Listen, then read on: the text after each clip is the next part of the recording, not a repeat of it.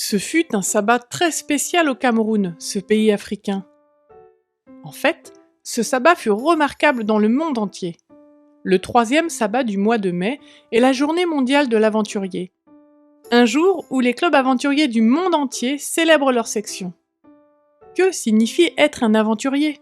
Ketsia et les autres aventuriers de son club ont passé du temps à réfléchir à cette question. Qu'est-ce que cela signifie d'être un aventurier? Est-ce que cela signifie lire et mémoriser la Bible? Est-ce que cela veut dire gagner pour passer des grades? Est-ce que cela signifie se réunir pour des activités amusantes? Ils étaient tous d'accord pour dire que c'était des activités importantes. Mais il y a autre chose de plus important. Ils ont tous compris et accepté qu'être un aventurier signifie aider les autres. Cela signifie aider ceux qui sont dans le besoin, tout comme Jésus le ferait s'il était sur terre aujourd'hui. C'est être les mains et les pieds de Jésus. Ketsia et ses amis ont décidé de célébrer la journée mondiale de l'aventurier en rendant visite à des enfants qui n'ont pas de parents. Le sabbat après-midi, Ketsia et 14 autres aventuriers sont allés à l'orphelinat avec un maître guide adulte.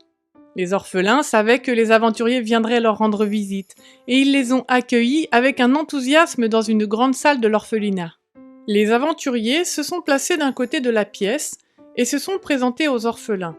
Quand ce fut le tour de Ketsia, elle sourit et dit « Je m'appelle Ketsia et j'ai 9 ans. Je suis une adventiste du 7e jour et je fais partie du club d'aventuriers. » Ils dirent tous qu'ils étaient adventistes et aventuriers. Puis les orphelins se sont présentés.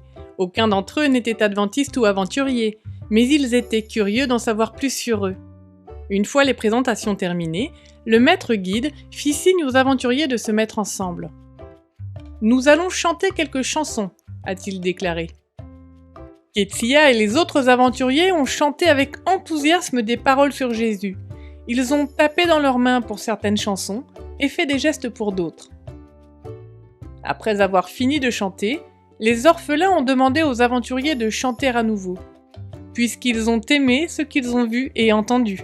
Les aventuriers chantent une fois de plus, et les orphelins les écoutent avec beaucoup d'attention et un sourire radieux. Ensuite, le maître guide a donné un court message disant aux orphelins que même s'ils n'avaient pas de parents, ils avaient un Père céleste qui était toujours prêt à les aider. Il a terminé son discours en priant pour les orphelins. Puis vint le moment tant attendu par Ketsia. Il était temps de distribuer les cadeaux. Ketsia et les autres aventuriers apportèrent du savon pour les offrir. Les orphelins n'avaient pas de savon et ils devaient parfois prendre des bains et laver leurs vêtements sans en avoir.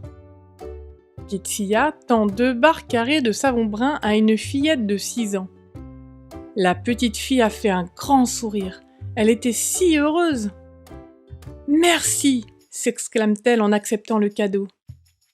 Lorsque Ketsia vit le sourire de la fillette et entendit sa gratitude, elle apprécia beaucoup. Elle était heureuse qu'avec les autres aventuriers, ils aient pu partager des chansons et du savon avec les orphelins. « C'était un sabbat extraordinaire », a déclaré Ketsia. « Mon souhait est de vivre encore cette expérience d'aide aux personnes dans le besoin. » Une partie de l'offrande du 13e sabbat de ce trimestre contribuera à l'ouverture d'une école adventiste du 7e jour au Cameroun, pays d'origine de Ketsia, où les enfants apprendront à aider les autres comme Jésus l'a fait. Merci pour votre généreuse offrande.